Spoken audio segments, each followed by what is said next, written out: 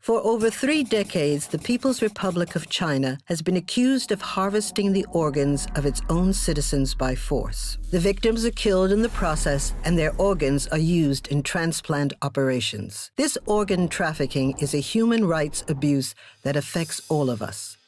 But what is forced organ harvesting in China?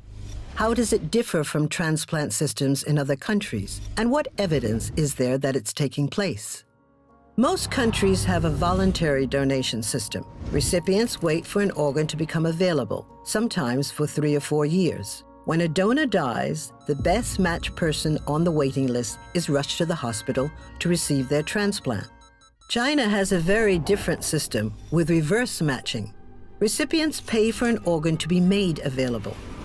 A prisoner who is the best match for the paying recipient is chosen from a large pool of detainees. The prisoner is then killed and their organs extracted for transplantation. Transplants for organs such as hearts, livers, and kidneys are scheduled in advance and performed in a matter of weeks. It is not possible for an ethical organ donation system to provide transplants on demand. For years, there has been controversy over whether prisoners of conscience are being killed for organs. An independent people's tribunal, chaired by Sir Geoffrey Nice QC, was formed to assess all available evidence. After 12 months, including 5 days of public hearings, the China tribunal concluded that forced organ harvesting has been committed for years throughout China on a significant scale. Falun Gong practitioners have been one and probably the main source of organ supply. And the vulnerability of the Uyghurs to being used as a bank of organs is also obvious. To understand how this atrocity began, we need to go back to the late 1970s when Chinese surgeons began transplanting organs from death row prisoners, a practice that was widely condemned. In 1994, Human Rights Watch reported 3 key findings. Political offenders and other nonviolent criminals were being used as sources for organs. Chinese doctors participated in pre-execution medical tests and matching of prisoners with recipients, often on a first-paid, first-served basis. And executions were deliberately mishandled to ensure that prisoners were not yet dead when their organs were removed. From 2000 onwards, China's transplant system rapidly expanded. At the same time, the authorities conducted a violent campaign to eradicate the Buddhist Qigong and meditation practice Falun Gong, which is practiced by millions in China. As the labor camps, black jails, and prisons filled with Falun Gong practitioners, so the volume of transplant operations dramatically increased. These rapidly available organs could not have come from death row prisoners alone. And, in comparison, Falun Gong practitioners are a healthier source for organs, as they do not drink or smoke and do Qigong exercises regularly as part of their spiritual practice. The number of liver transplants in 2000 reached 10 times that of 1999. In 2005, the number tripled further. As the Chinese transplant system continued to grow, so did the pool of prisoners.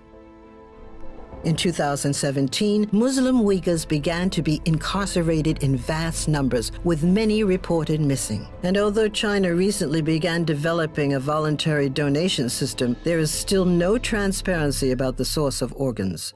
From July 2018 to June 2019, members of the China Tribunal with expertise in international human rights law, organ transplantation, international relations, China studies, and business reviewed multiple lines of evidence, including testimonies from relatives of deceased victims, fellow internees, and from Uyghur and Falun Gong detainees who were forced into blood tests and organ scans, including chest X-rays and ultrasounds. Some were overtly threatened with forced organ harvesting. Undercover phone call and video investigations from as recently as 2019 revealed admissions by government officials and surgeons that organs are available on demand, and that Falun Gong organs are also available. In one forensically examined phone call, the former PLA Minister for Health, Bai Zhuzhong, stated that ex-President Jiang Zemin directly ordered the killing of Falun Gong practitioners for their organs. 法轮功人员器官做器官移植手术这件事情是当时的总后部长王克布置的任务，还是军委直接下达的命令呢？当时是江主席啊，对有一个批示，有一个批示的话，就是说说开展这些事情，就是器官移植。The China Tribunal also reviewed investigations compiling Chinese records, including bed utilization rates, surgical teams, and hospital revenue that show 60 to 100,000 transplants have been performed each year, far more than officially claimed. In 2010, just one hospital carried out over 5,000 transplants. Other lines of evidence examined include official Communist Party documents of policy and practices, scientific studies in Chinese journals that detail suspicious data consistent with killing individuals for organs, and a statistical analysis of China's organ donation system, showing that organ donation figures have been falsified and do not represent the real numbers. Based on these lines of evidence and proof of other acts, the China Tribunal not only found that forced organ harvesting has and continues to happen in China, it also found that commission of crimes against humanity against the Falun Gong and Uyghurs has been proved beyond reasonable doubt. But whose responsibility is it to act, and what should be done?